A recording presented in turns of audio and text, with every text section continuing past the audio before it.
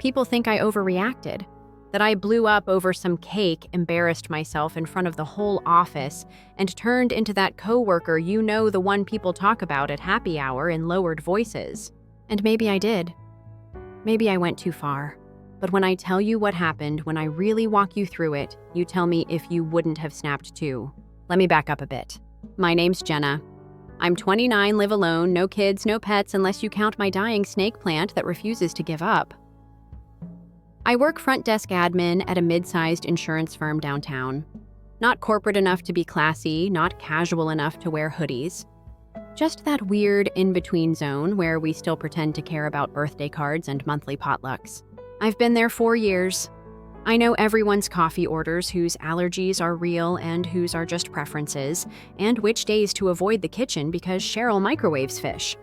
I keep my head down, do my job, and play nice even when the people around me don't. Anyway, 2 weeks ago, my middle sister called me crying. She's pregnant, her first, and had just finished registering for her baby shower. She was overwhelmed. I told her I'd handle the cake. One less thing to stress about. Now I'm not made of money. Rent's a beast, groceries are worse, and don't even get me started on gas. But she's my sister. So I went all out. Ordered a custom white chocolate raspberry cake, 2 tiers, pastel, yellow, and pink, tiny fondant ducks, her name written in loopy pink frosting. It even had this little golden topper that said Baby Lila in cursive. Cost me $85. But it was perfect. The baby shower was Saturday. I picked the cake up Friday morning before work, figuring I'd keep it in the break room fridge during my shift and take it straight to the venue when I clocked out. Logical, right? So I bring it in this pristine, professionally boxed masterpiece and place it carefully on the second shelf of the communal fridge. I write a note in fat Sharpie. Jenna, do not touch baby shower cake. Yeah, I added a smiley face. Soften the tone. Try not to come off as a cake-guarding psycho. That's the thing, I'm nice. I say, bless you, when people sneeze. I refill the paper towels. I label my leftovers. I'm not the kind of person who makes waves, but that label, that wasn't a suggestion. It was a boundary. Cut to lunchtime. I walk into the break room, open the fridge to grab my salad, and I feel it before I see it. The cake box is lighter. My stomach knots. I open the lid, and my heart drops. A corner, a full chunk, gone. Not a clean slice either. Someone had used a spoon or their hand or some cursed office utensil to scoop out a slab the size of Texas. Pink frosting was smeared like roadkill. One of the little ducks was decapitated, and the golden topper, flattened, stuck in the cream like a sinking ship. For a few seconds, I just stood there, staring. There's a moment between disbelief and rage where your brain just kind of glitches. Like, surely this is a joke, right? Maybe a prank. But no. Someone in that office looked at a clearly labeled baby shower cake with a smiley face and thought, yep, that's mine now. And I lost it. Not in the throw chairs, scream obscenities way. No, I went cold. Walked into the break room where a few coworkers were eating and said in the calmest voice I could muster, but loud enough to make sure everyone heard. Whoever touched that cake is a selfish garbage human with 0 home training. You owe me 85 Venmos on the box. Silence. One guy looked at his sandwich like it was going to save him. Cheryl coughed. No one confessed. Of course not. But I saw a flicker of guilt pass across Paul's face from accounting. His ears turned red. I didn't say his name. Didn't need to. I just left it hanging in the air like fog. Here's the part that gets me. I didn't curse. I didn't insult anyone's mother. I simply stated a fact. But 2 hours later, Claire, my manager, called me into her office.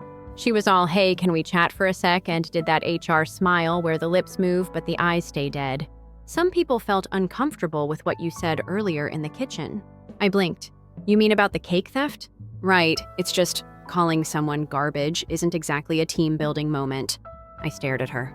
Someone stole a cake that was clearly labeled for a baby shower, and I'm the one being reprimanded. She shrugged. It's about professionalism. That word. Professionalism. Like it's somehow less offensive to steal than to call a thief what they are. I nodded, didn't argue, just said, got it. But inside, something was shifting. Because it wasn't just about the cake anymore. It was about how quickly people will turn on you when you stop smiling and start setting boundaries. After the Claire meeting, I went back to my desk and stared at my keyboard for a good 5 minutes. Not typing, not even scrolling, just letting it settle. The silence after betrayal is always loud, louder than people think. It wasn't about the cake anymore. It wasn't even about Paul. Yes, I'm 99% sure it was him. It was about how fast the room flipped, how easily people decided I was the problem because I didn't swallow it and smile. They called me unprofessional. You know what I call unprofessional. Eating food that doesn't belong to you. Ignoring a label written in 3-inch Sharpie. Tossing a golden baby shower cake topper into the frosting like it's garbage. But sure, let's talk about my tone. The rest of that day was weird. People wouldn't meet my eyes in the hallway. Someone actually stopped talking mid-sentence when I walked past the kitchen. I felt like I'd farted at a funeral. You ever feel that kind of isolation? The quiet freeze out where no one says anything direct, but you can feel the shift. That's what got me. Not the missing cake, not even the $85. It was the way they all decided silently that keeping things polite mattered more than doing what was right. So I got quiet, but not in the defeated tuck tail and move on way. No, quiet like a loading bar, quiet like a thunderstorm rolling in over the ocean. I stopped bringing lunch, started eating outside, avoided the break room entirely, and I started watching. Not in a creepy stalker way, just noticing who brought what, who ate what, who left half-empty Tupperwares in the fridge for days growing colonies of mold. And most importantly, who never labeled anything. It's wild how quickly you realize that in every office there are two kinds of people, the ones who contribute and the ones who consume. And Paul, full-time consumer. He'd take snacks from the supply drawer without restocking. Always forgot his wallet during coffee runs. Took home leftover birthday cake every time but never chipped in for the decorations. Once I started paying attention, it was impossible not to see. So I started keeping a little list. Nothing official. Just a note on my phone titled Things That Wouldn't Happen in a Decent Office. A Cheryl's fish incident again? Unlabeled chicken pot pie that sat in the fridge for 4 days. Mark using someone else's oat milk again. Paul eating a whole slice of Diane's birthday cheesecake before Diane even got there. It became a game. Spot the inconsiderate behavior. Log the offense. Breathe through it. Until one morning I got an idea. It came to me while I was making my own lunch at home, just a simple turkey sandwich. I looked at it, thought about putting it in the break room fridge, and then thought, what if I didn't? What if I made something else instead? Something tempting and clearly labeled. Friday morning. I show up early, earlier than usual. Walk into the break room with a small plastic container, a neat little slice of chocolate cake with a red raspberry on top. Looks innocent, delicious. I write a note on the lid. Do not touch. Contains laxatives. Management. Did it actually contain laxatives? No. Of course not.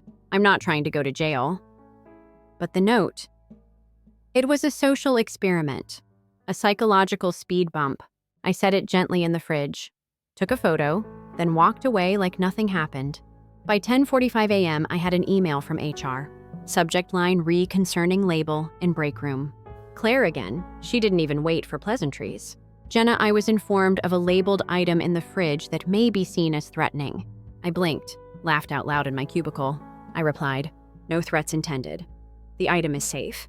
Just creatively labeled to discourage theft. Happy to remove it. No follow-up. But the fear, it lingered. No one touched the cake. In fact, by lunchtime, someone had posted a passive-aggressive sign on the fridge. Let's keep things respectful. No jokes, no threats, no drama. Claire. Drama. There it was again. That word people use when you're too loud for their comfort. When you stop pretending to be okay. So fine. If they wanted to call me drama, I'd play the part. That weekend, I created a new Slack account using a burner email. Named it something harmless, Fridge Fury 2023.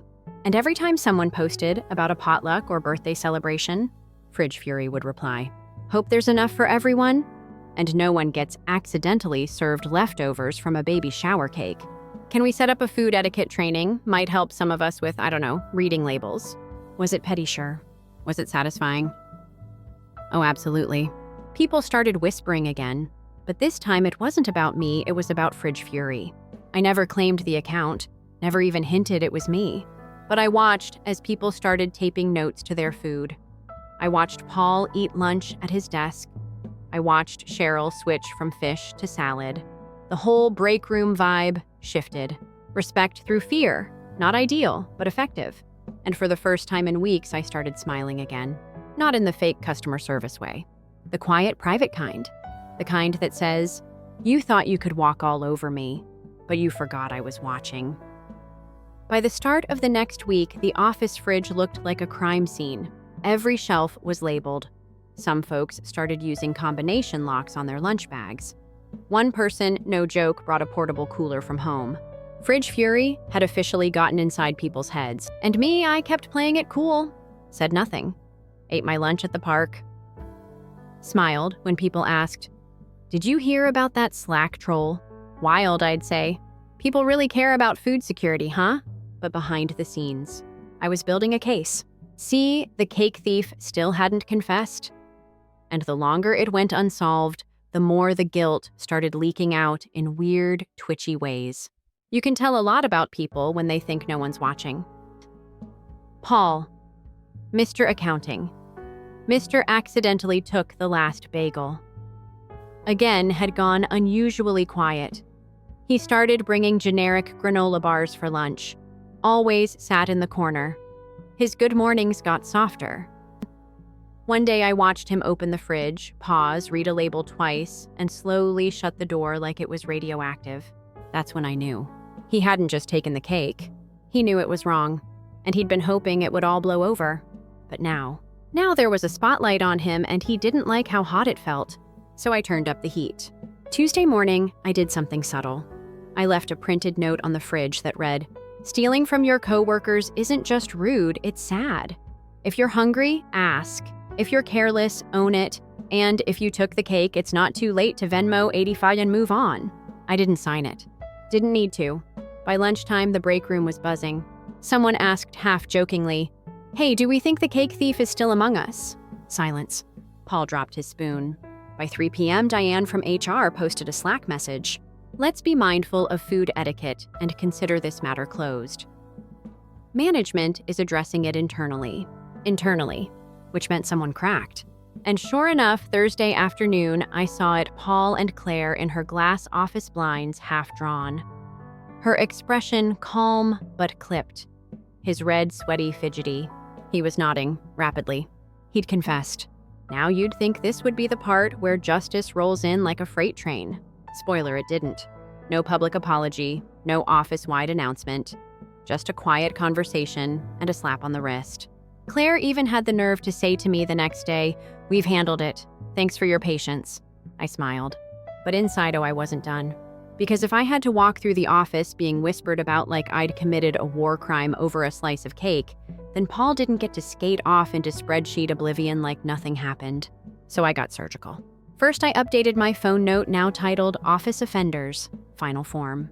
Then I printed screenshots from Fridge Fury's Slack account, every sassy comment, every passive-aggressive meme. Made a little lookbook of quotes and taped it inside my locker. Not to share, just to remind myself power can be quiet too. Next move, I started casually dropping lines like, "Wild how no one apologized." Imagine being that bold and that cheap. People heard me.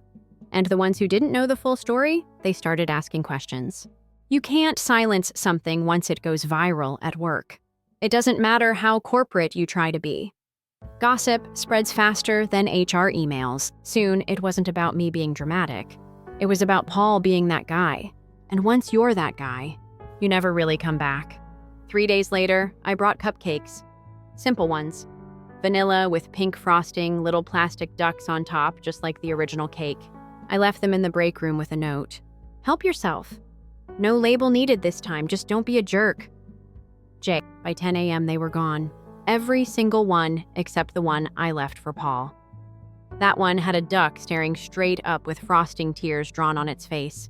I saw him notice it, saw him blink, and walk away without touching it. Beautiful. The best revenge. I didn't need to yell. I didn't need to fight. I just made sure people remembered. Paul's reputation was toast. He didn't get fired, but he stopped getting invited to team lunches. Stopped being included in group emails unless it was mandatory. People started calling him Cake Paul behind his back.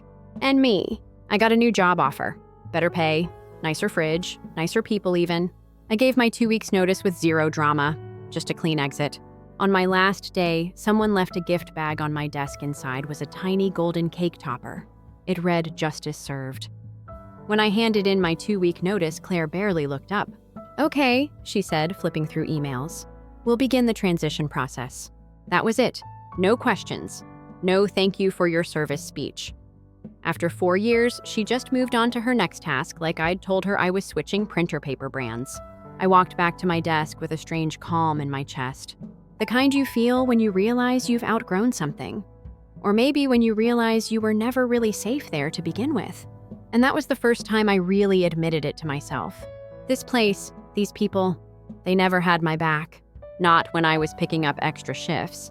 Not when I organized Cheryl's surprise birthday cupcakes or stayed late to sort office supply orders that no one else wanted to touch.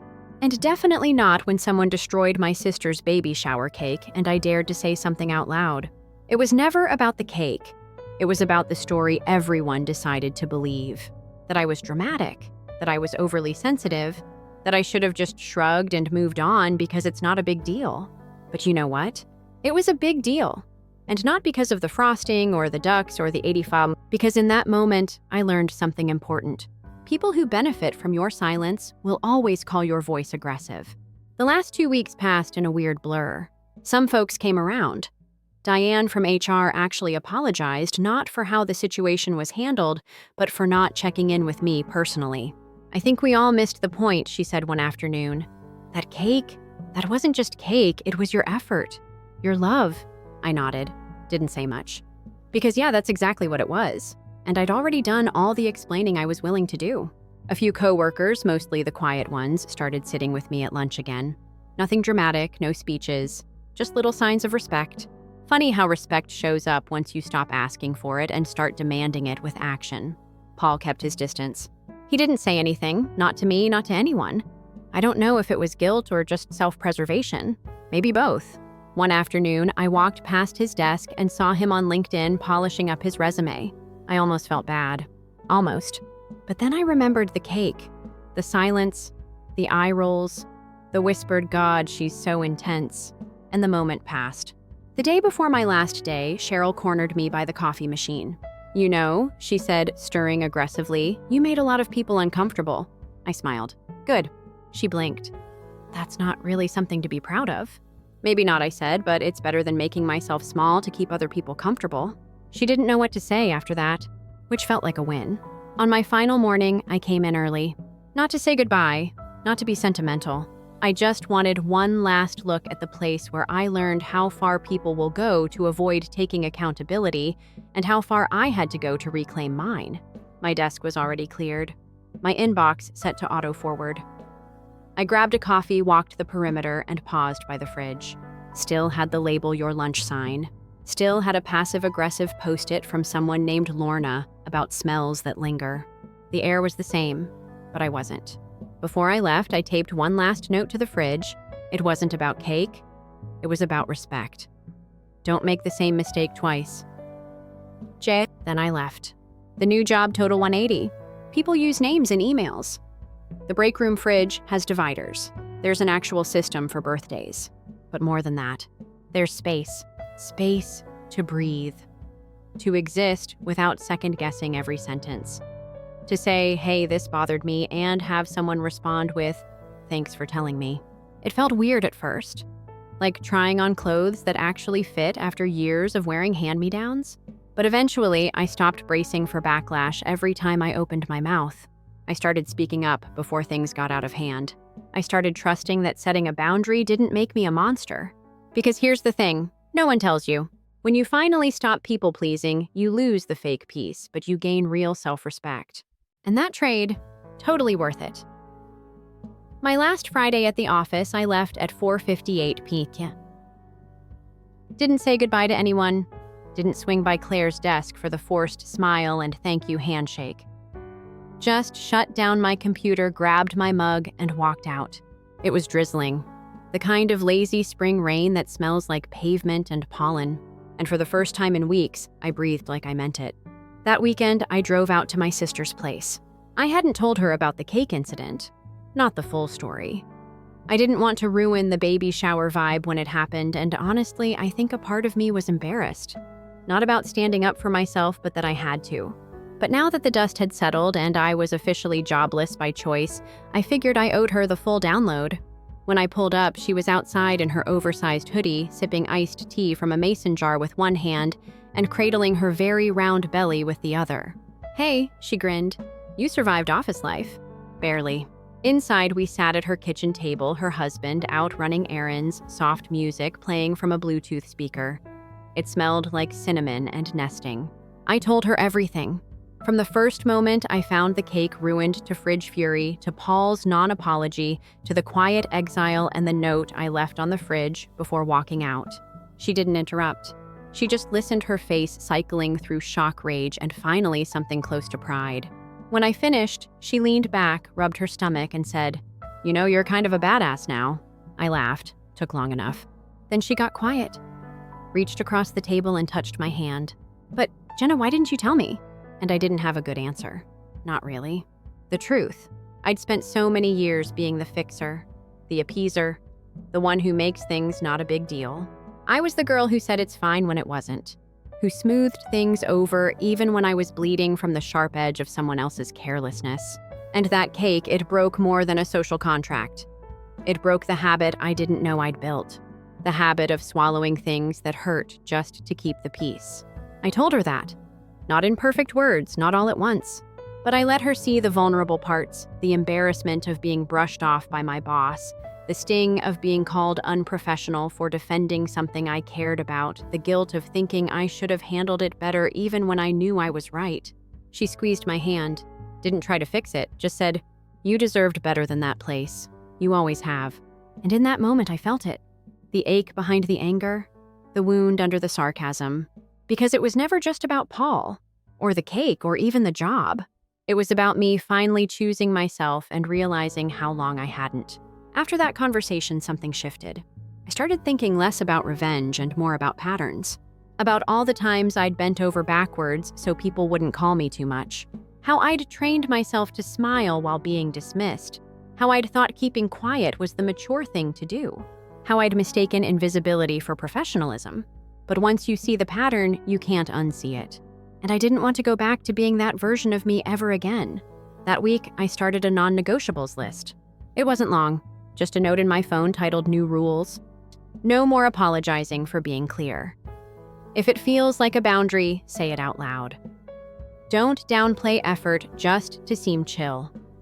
Silence is not the high road when you're being disrespected. I read it every morning like a mini pledge. And let me tell you, small shifts add up. At my new job, I spoke up in meetings, gave honest feedback without wrapping it in 12 layers of softening language. When someone took credit for my suggestion, I gently, directly corrected them in front of the team. No one flinched. Turns out, when you act like your voice matters, people start agreeing with you. One day during my third week, my new manager pulled me aside. "Hey, I just want to say, I appreciate how clear you are. You have a great way of setting expectations." I blinked. "Wait," I thought, "that's allowed." I smiled. "Thanks. I had to unlearn a few bad habits." She laughed. "Well, you're setting a great tone." It hit me later back at my desk drinking lukewarm tea from a clean mug that no one had ever borrowed without asking. I wasn't too much. I was just in the wrong rooms for too long. So yeah, someone stole a piece of my sister's baby shower cake. And because I called it out calmly directly, I became the drama. But if that's what it takes to be heard, I'll wear the label proudly. Because what that moment showed me loud and clear is this. There are people who will be fine crossing every boundary until you finally build a fence. And when you do, they'll act like you are the problem. Let them. Let them call you sensitive. Let them call you intense. Let them call you dramatic. Just don't let them call you silent. Looking back, I'm grateful. Not for the betrayal, but for what it revealed. Because if a ruined cake was what it took to wake me up, then maybe that frosting-smeared disaster was the best 85 I've ever spent. It bought me a boundary. It bought me clarity. And it bought me out of a space where my voice was treated like noise. If you've ever been made to feel like you're too much for defending something small that mattered to you, here's your permission slip. You're not too much. You were just taught to be less. And that's a lesson I'll never learn again. Story 2. They recognized me as soon as I entered through the doors. My stepmother tensed her grin. My dad's mouth tightened. Brandon as well. He grinned as if I had just walked in from a life gone bad. "Take a look at what the wind brought back," Linda mumbled so loudly that the employees could hear her. It had been 7 years since my last visit home, not since my father informed me that I was no longer a member of this family, for rejecting his business plan and instead entering federal service. And now here I was standing in the black-clad marble entryway of the Carter estate with only a little clutch containing a letter of federal assignment and my NSA credentials. But they didn't inquire as to why I had come back. They didn't inquire about my well-being.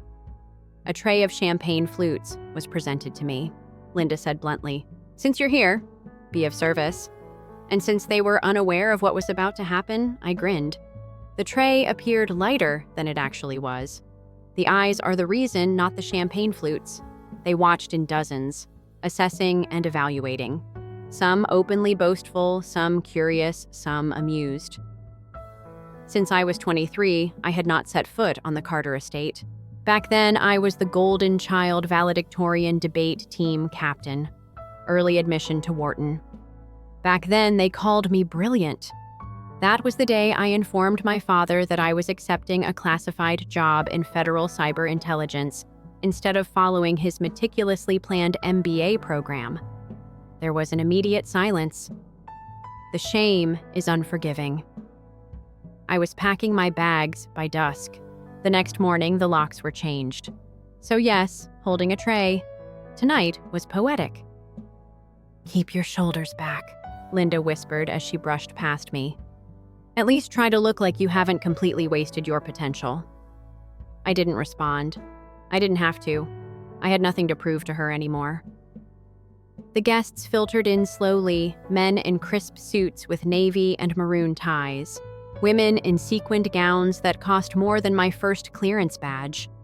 They all mingled under the chandelier sipping wine and marveling at the scale model of Carter Tech's upcoming joint defense project displayed in the center of the grand hall.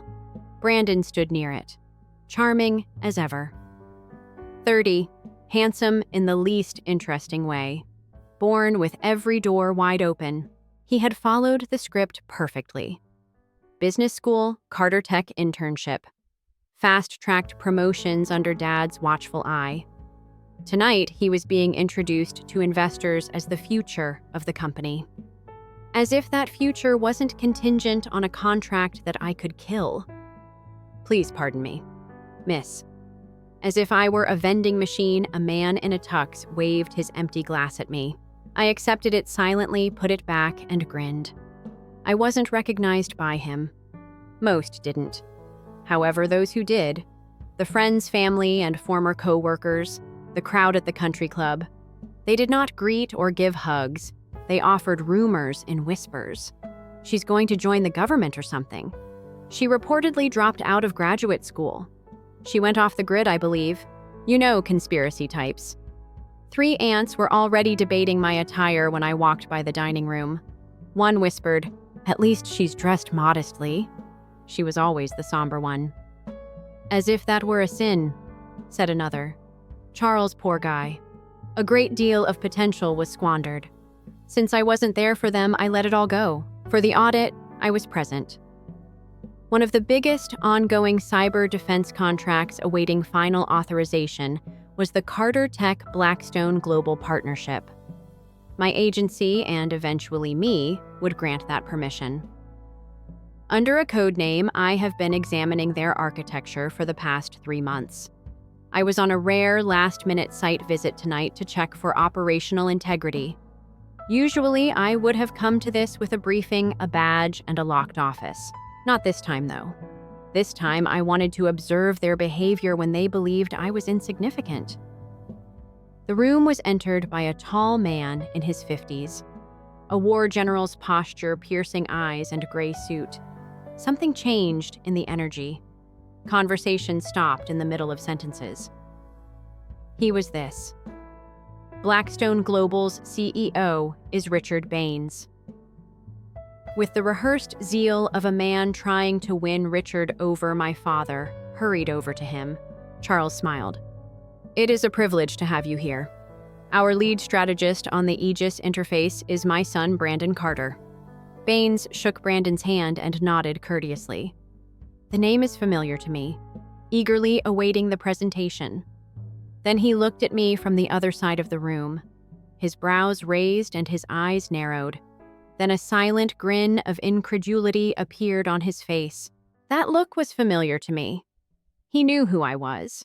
He ignored my father completely and started to move through the crowd, disregarding the orders. "Agent Carter," he said in a quiet but distinct voice. "I had no idea you would be physically present." Beside me, my stepmother tensed up. My dad blinked as if the script had been rewritten. He had been honing his craft for years. Slowly, he said, "Richard, did you just say that?" To accept the tray, Agent Baines held out his hand to Minnow, but to shake mine. "Your briefings have been read by me. Excellent work on the protocol for the Geneva breach. We made some adjustments to our own firewalls based on your counter honeypot model." Calmly, I grinned. "Appreciate that, sir. I thought I'd make an in-person appearance before tomorrow's audit. Consider it a surprise inspection." He gave a hearty laugh, a damn effective one. By now, the room had gone almost silent. Mouths parted, slightly, eyes widened. A fork was dropped. My father's face had turned from pride to confusion to dawning horror. Linda clutched her champagne glass like it might save her from drowning. "Jade," he said slowly, voice cracking. You're the federal agent they sent." "Yes," I said. "Technically, I'm the one deciding whether Carter Tech moves forward with the contract, but tonight I'm just here to enjoy the party." I handed the tray to a nearby staffer and stepped forward, letting the spotlight fall where it always should have been. Not behind the tray, not beneath the shame, but exactly where I stood. Eye level. Unflinching. Undeniable. Game on. They didn't speak to me for the rest of the night. Not my father, not Linda, not Brandon. After I was called Agent Carter by Richard Baines. In the midst of the celebration, it seemed as though someone had set off a silenced grenade. Individuals muttered. They gazed. A few appeared impressed. Others appeared genuinely uneasy, as if they were suddenly terrified of saying something inappropriate in front of me. It didn't bother me. I had discovered that fear was frequently a more beneficial response than approval. I moved away from the guests and stood close to the fireplace, allowing the quartet's soft hum of strings to block out the storm that was brewing behind my eyes. That moment, with Linda's champagne glass quivering slightly in her hand and my father's face frozen in bewilderment. It didn't feel like victory, even though it should have, because there was something raw, a scar that hadn't healed hidden behind the quiet satisfaction. A still, resonant voice. "You are no longer my daughter if you leave this jade." I was 23. I received my Penn degree early. I was at the top of my applied mathematics class. I was accepted to 2 Ivy League MBA programs, had 3 internship offers from Fortune 500 companies, and had a seat at Carter Tech reserved next to Brandon. Like a corporate resume, it was all laid out for the version of me that my father had created, not for me. The NSA letter then arrived. I had been quietly approached by a recruiter following a cybersecurity showcase at my university. They had witnessed my algorithmic work and my capstone project on behavioral AI-based breach detection. I was given the opportunity to join a rotational operations team after passing 3 background checks for interviews. "Yes," I replied. At first, my father remained silent. Nothing but silence, a scotch, and then one sentence. "You're committing a costly error." I made an effort to clarify. I tried to let him know that I preferred to follow my own path. For me, that public service had significance, that I wasn't evading accountability. I was sprinting for impact. He was indifferent. He spat. "You want to be a spy in a basement? Do you consider this to be honorable? It's pitiful. It is intended for those who are unable to cope with reality." Like she always did, Linda added more. She is only acting in this way to get attention. Perhaps she wouldn't need to ruin her life if we hadn't given Brandon so much praise. They quarreled for hours. The ultimatum followed. Do you wish to be employed by shadow people? Then be one. Jade, leave this house and don't return. That evening, I packed my belongings. Nobody bid farewell, not even Brandon. The following morning, he shrugged as he walked past me in the hallway. I suppose not. Everyone has a chance to succeed. For 2 years, I resided in a one-bedroom apartment above a laundry room, worked nights, passed countless security checks. Supervisors who didn't care where I attended school yelled at me, and I didn't turn around, right up until tonight. I was interrupted by a quiet voice. Agent Carter. It was one of Blackstone's junior engineers, mid-30s, nervous, wearing an unmatching tie. I simply wanted to mention your adaptive intrusion monitoring paper. It altered our approach to threat trees. I smiled after blinking. I'm happy. Regards. He hurried off. As if he needed to summon the courage to speak to me. I was more than grateful for the gesture. At that moment, Brandon showed up. Before I noticed the disdain, I could smell the cologne. He walked up with a half smile. The kind people wear when they don't know whether to laugh or panic. So he said, "You're the one holding our future in her hands." I didn't respond. I just raised an eyebrow. Funny, he added, for someone who wanted to leave this family so badly. Being the one who could bring it down makes you seem incredibly at ease. Accountability and destruction are two different things. Calmly, I said. Oh, please. He sneered. It's a personal matter. You've always needed to prove yourself. No, I replied. Simply put, I've never wanted to prove it to the wrong people. He twitched his face. I put a lot of effort into this company, he said. I didn't just get it from Dad. The 5-figure allowance was something I didn't bother to remind him of. The hand-delivered board seats and the customized internship. I didn't have to. I hope you put in a lot of work. Simply put, I said, because I'm going to audit every line of code you approved starting tomorrow. He gave me the impression that I had slapped him. This contract, I added, focuses on homeland systems, defense, encryption, and national infrastructure. Brandon, it's not a family project. It isn't a play area. The deal is off if I discover even one deliberate weakness, and you'll be lucky to have your name on the door. He stepped backward. I understand. So is this retaliation? No, I said quietly. This is accountability, something you haven't had to carry before. I didn't turn around as I passed him. There was no more music. Somewhere behind me, the guests were departing. In an attempt to explain how his daughter, his failure, was my father, was still caught up in the same conversation. The future of his business is now in the hands of this woman.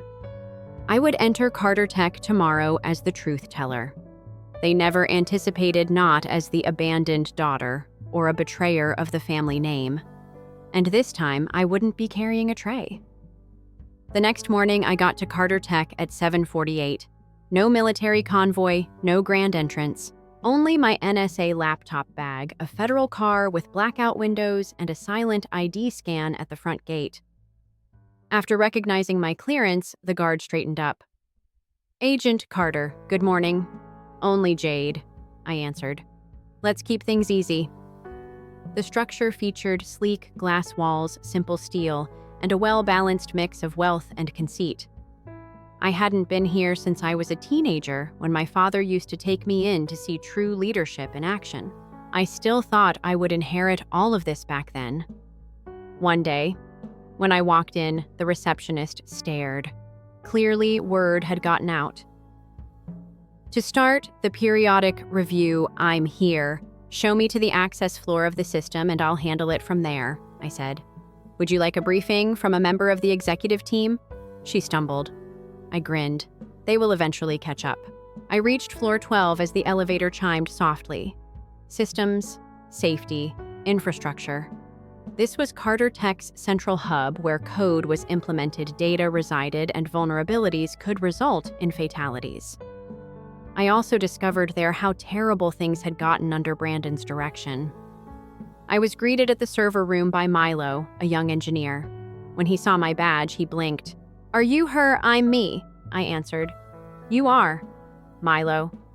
For this contract, you have been in charge of endpoint containment." "Indeed, excellent. Take me through your structure, starting with the base layer and ending with the red zone shielding." I'm interested in learning how defense segmentation was applied and where it falls short. He raised his eyebrows. "Fails. It is impossible to have perfect code." "Flatly," I said. "The only code that hasn't been thoroughly tested is this one." Milo took a swallow. "Correct." He began guiding me around the mainframe control center as soon as we stepped inside.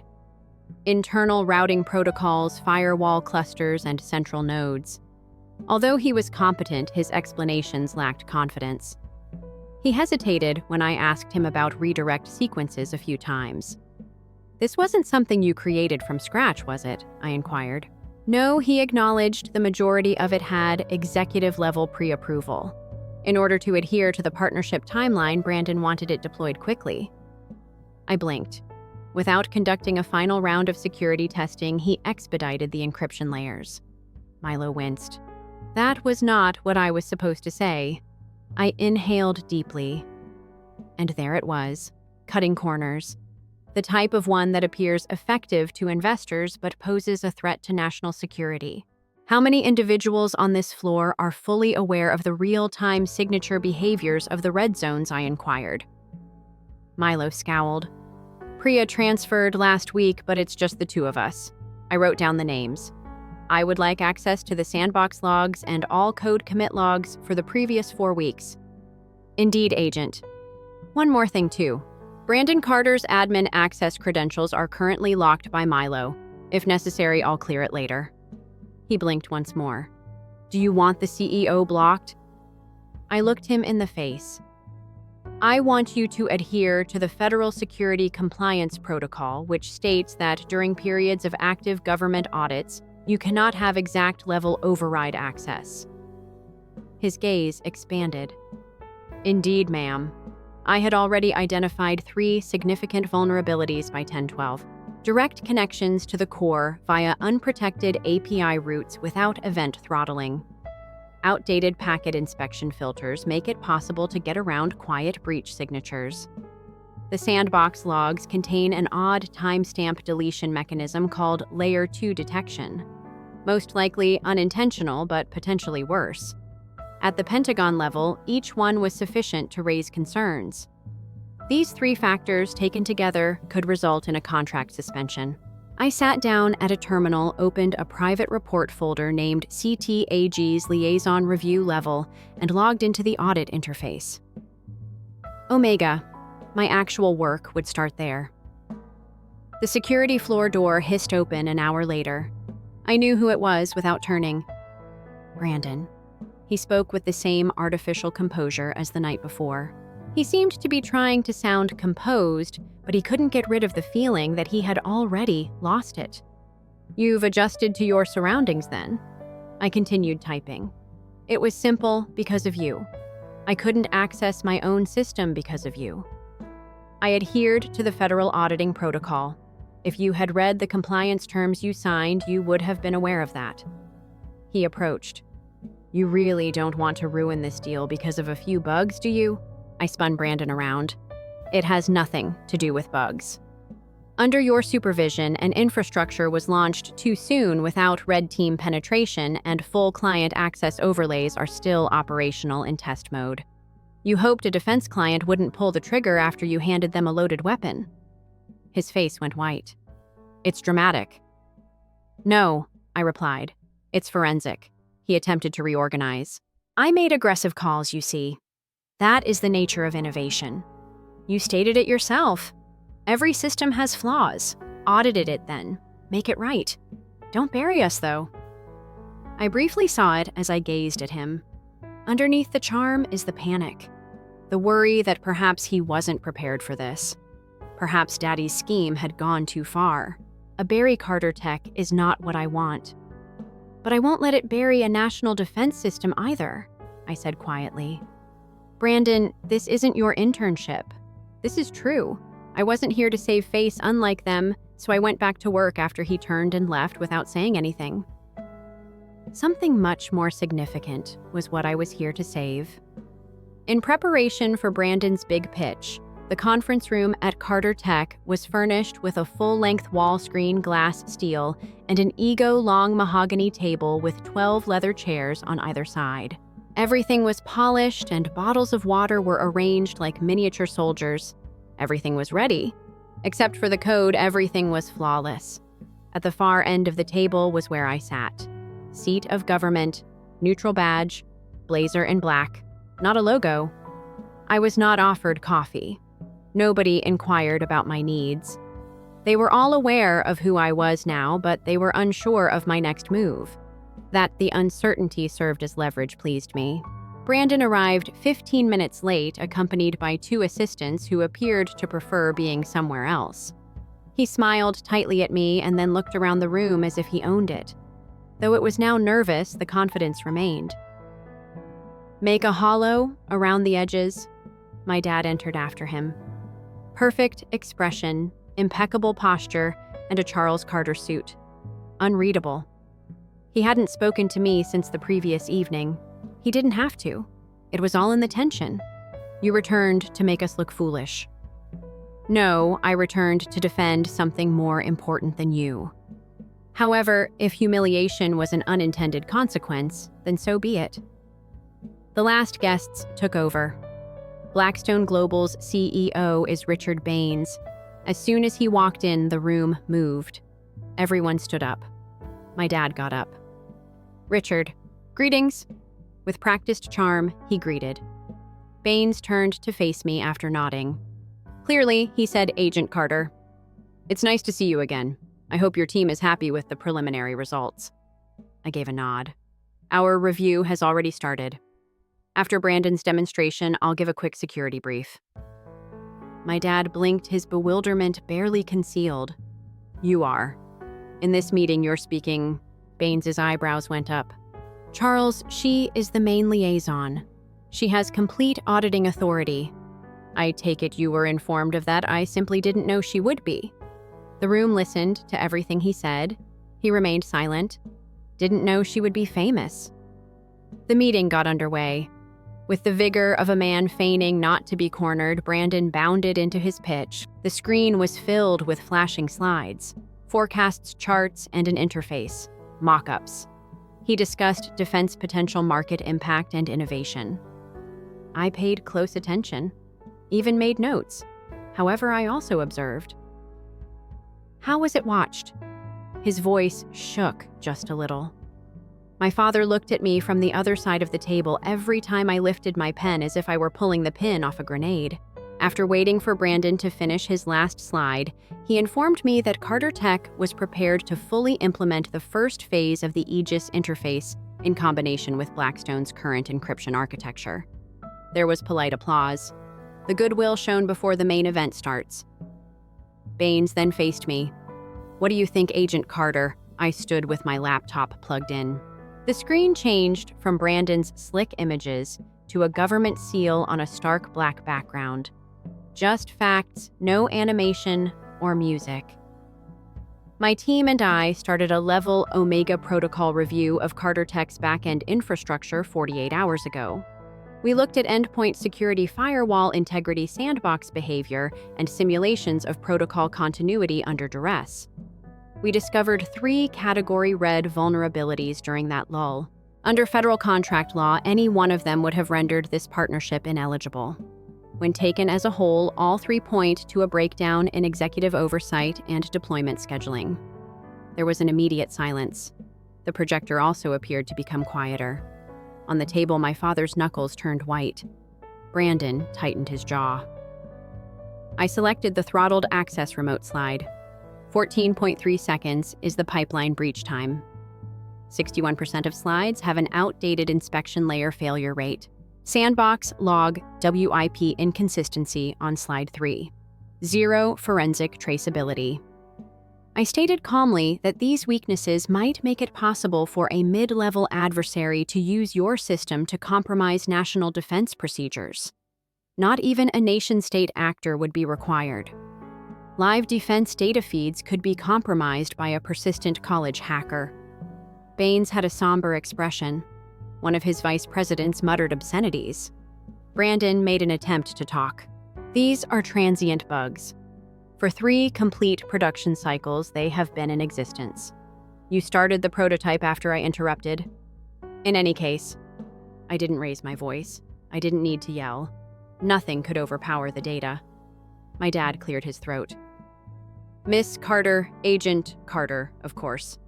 I made the correction. Is all right. He stopped. Once more, I clicked. The following slide. Logs of access. Brandon Carter is in charge of safety procedures. Time-stamped. The room fell silent, and Brandon's face lost its hue. Safety was not disabled by 2. Without obtaining penetration clearance, I accelerated integration. According to what I said, you approved the use of an unreliable interface in a military-related system. Innovation isn't that. That is carelessness. I looked over at Baines. In light of the results, we advise a conditional integration freeze until Carter Tech reorganizes oversight and finishes third-party validation. Brandon got to his feet. My career is being ruined by you. I turned to face him. You're fortunate to have one left. At last, Baines said something. I'm in favor of the freeze. Richard was shot up by my father. We can certainly discuss this. He held up a hand. Charles, this cannot be negotiated. She is correct. For years, I have been reading her work. Hell, I've put her countermeasures into place in my own system. The system isn't ready if Jade claims it isn't. He gave me a look. Your suggestion is sound. Your final report will be awaited by Agent Carter. I gave a nod. They adjourned the meeting. Executives dispersed, chairs scraped. My father Brandon and I were the only individuals still in the room. Charles gave me a look as though he had never seen me before. Not as a letdown. It was something he never anticipated, not a hopeless situation. You have this much power. I didn't grin. Dad, I didn't return to be strong. I returned to safeguard the important things, even if it means keeping it hidden from you. After that, I left. The study was right where I remembered it to be. Left hallway, 2nd floor. The door with the handle of the brass lion. I used to think that handle kept secrets when I was younger. I was aware now that it almost protected silence. The kind that pretends to be peace and festers for years. I didn't knock. From the leather armchair, my father raised his head. He was sitting across from Linda. Despite the fact that it was barely noon, she had her legs crossed and her wine glass tilted dangerously. I wanted Brandon to be absent, and he was not. Shut the door, my dad said. For a while I did. We all remained silent. Only the grandfather clock ticking, similar to a countdown.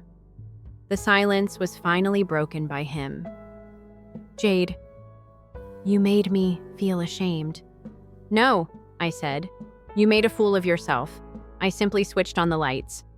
Linda swirled her wine and scoffed. Do you believe this to be justice, making fun of your own brother?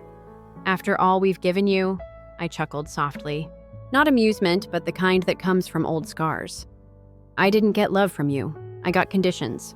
There is a distinction. My dad got up. His voice sharpened, but did not rise. It was you who turned to leave. No, I claimed that you had pushed me out, since I wouldn't adhere to your plan, because I didn't want to be Brandon's understudy or a puppet at Carter Tech. You believe that means you can return and play the role of judge and executioner. I put both of my palms flat on the mahogany desk after taking my time getting there. I said I didn't come to punish. However, I didn't come to apologize for turning out to be someone you weren't expecting. Now Linda was standing too. You were always over the top. You had to constantly demonstrate your uniqueness. You simply couldn't be typical. Typical? I repeated. Do you mean submissive? She took a step forward. You believe that because a CEO commended your small intelligence project, you are now superior to us? I gave her a full turn. You're referring to my National Encryption Directive, which safeguarded American infrastructure in the wake of the Atlantic hack. That undertaking. She blinked. Her mouth parted, then shut again. Slowly, my father took a seat again. His voice was almost silent as he said, "I never hated your intelligence. I simply detested the way you drifted away with it." That made me pause for a moment. I then gave a softer response. "I didn't float. You exerted force. You always shut it down when I asked to pursue something outside of the family brand. I was more than a Carter tech cog each time I appeared. I was obviously inconvenient, as you stated." He did not refute it. I added that I never wanted to leave this family. However, I wasn't going to get smaller just to fit into your photo again. He lowered his gaze to his hands. Brandon wasn't prepared. The world now knows. Then perhaps the world should know. Linda snorted once more, but this time she remained silent. Her words were more fragile than her silence. I walked to the door and stopped. Something else is involved. My dad raised his head once more. "I suggest you take Brandon's place as the project manager." "Not with me. I'm leaving. But with a deserving individual." He scowled. "Do you want your brother demoted? I want your legacy to be preserved. It's hanging by a thread at the moment." When he spoke next, his voice was worn out. "How about you? What are you looking for?" I took one final glance back. Not who he planned me to be, but who I was what I wanted in a father. Then I turned to leave. I went outside as the sun was disappearing behind the Carter Tech building. Except for a few black sedans and lingering executives, the lot was almost deserted. It was chilly outside. Tidy. It made me realize that I had spent too much time in that family breathing stale air. I heard footsteps behind me as I arrived at my car. Brandon, not wearing a jacket. He was wearing only a white dress shirt with the sleeves rolled up to his elbows as if he were trying to appear composed, but his eyes were telling. Already rushing back to Washington, D.C., he inquired. "Crossed arms. Not that I'm running." Unlocking the door, I said, "I'm done here, though." He didn't look at me as he leaned against the car next to me. "That's it then. Like a savior, you blow it all up and leave." "No," I replied. "I leave as though I've done my job." When he did, he took a moment to respond. He spoke softer. "Do you honestly believe I never tried?" I was surprised by that. Made an effort to be what he desired. "Do you believe he gave me this position with a silver spoon?" He chuckled bitterly. "No, he gave me an unchangeable blueprint. You were compared to me for every error I made. I scowled even after you were gone. It didn't look like that. Obviously not. The world was being saved by you. I tried not to break it while I was in here." I folded my arms and leaned against my own car. "Then why didn't you speak up? Because he would think I was weak if I said I wasn't ready. And he would cut me off if I acknowledged that you were superior. Instead, you allowed the business to almost get suspended by the federal government." He flinched. "Until you showed up, I didn't realize how bad it got," he said. "I believed I had everything under control. Perhaps I reasoned if I succeeded, he would at last stop mentioning you like some forgotten legend. It hurt more than I thought it would. Brandon, you were never meant to compete with me." "Softer now," I said. "It was not intended for us to be placed against one another. For the first time in many years, he gave me a full look.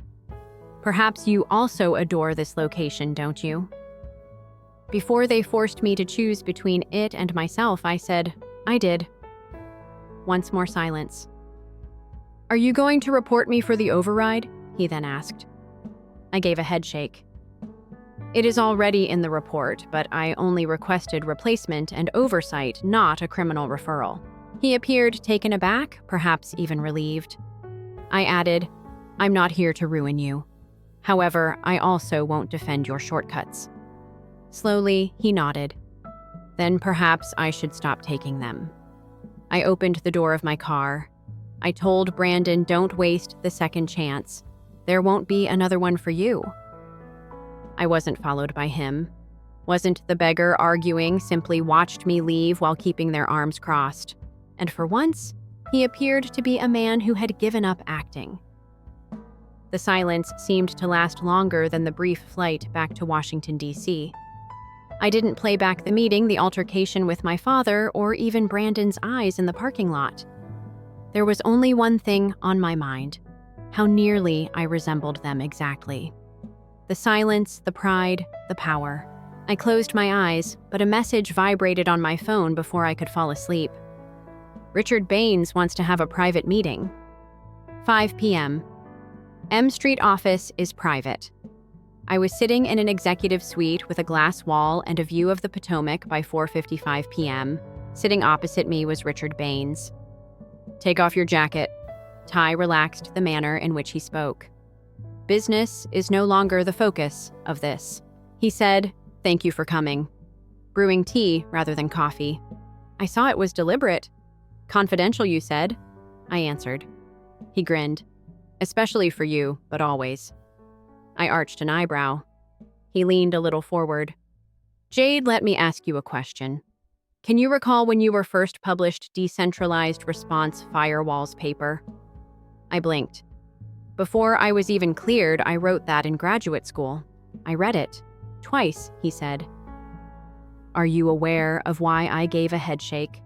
Since the purpose of its writing was not to impress. It was composed for protection."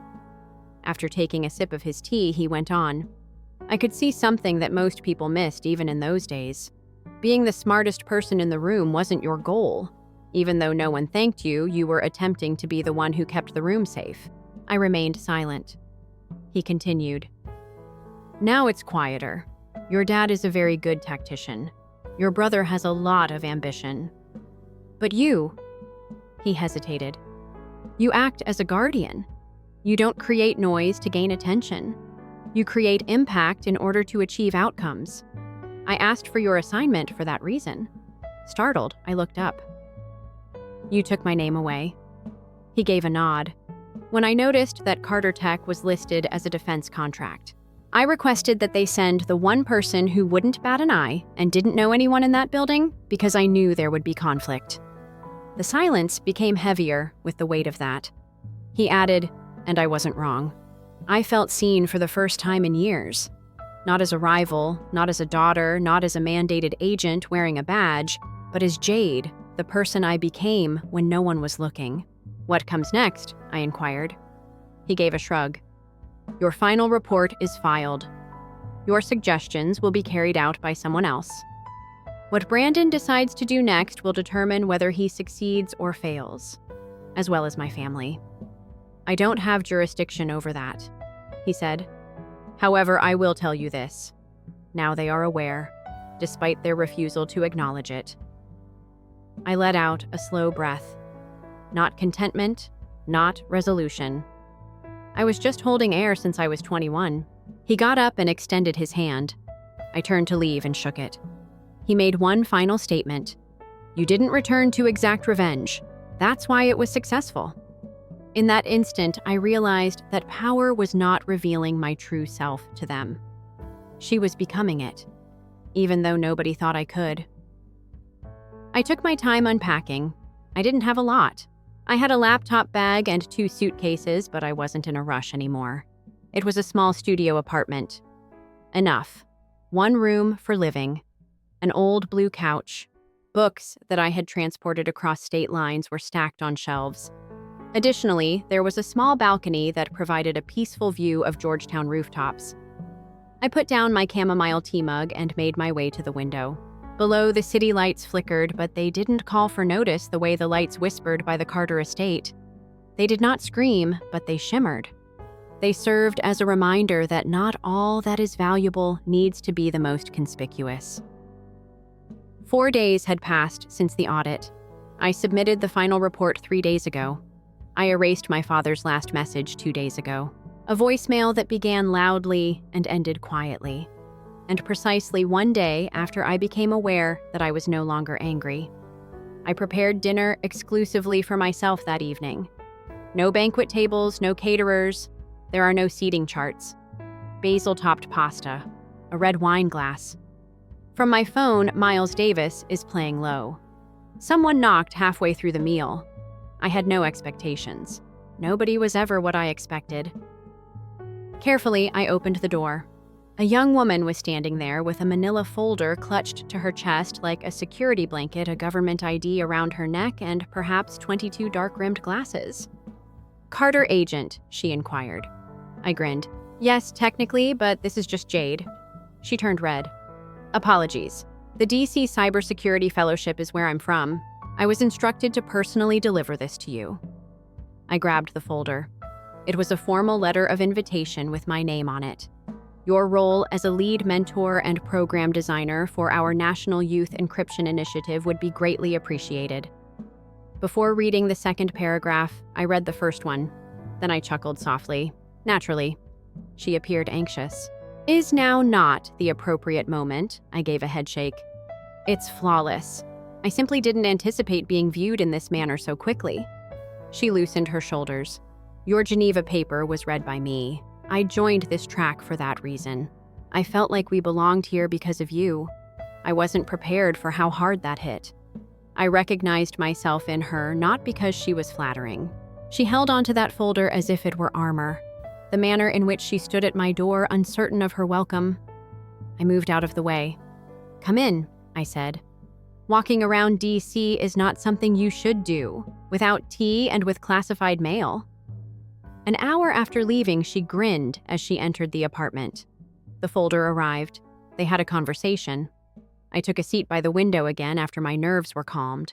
There was no headline announcing my victory, no cheering, and no fanfare. Nevertheless, I felt satisfied, not only of sustenance, oxygen room, and potential. I considered Brandon, wondering if he would stand up or back down. I wondered if my father was finally coming to understand that love cannot be conditional and still be referred to as such. And for a brief moment, I considered Linda. I then opened a blank page in my journal and picked up the pen from my side table. I wrote at the top of it, "I didn't return to get the house back. I returned to take back my identity." And I did. I then put the book away. There would be new work tomorrow. Fresh perspectives to guide. New methods of protection without concealment. But this evening, I allowed myself to be motionless tonight. No codes, no titles, only Jade,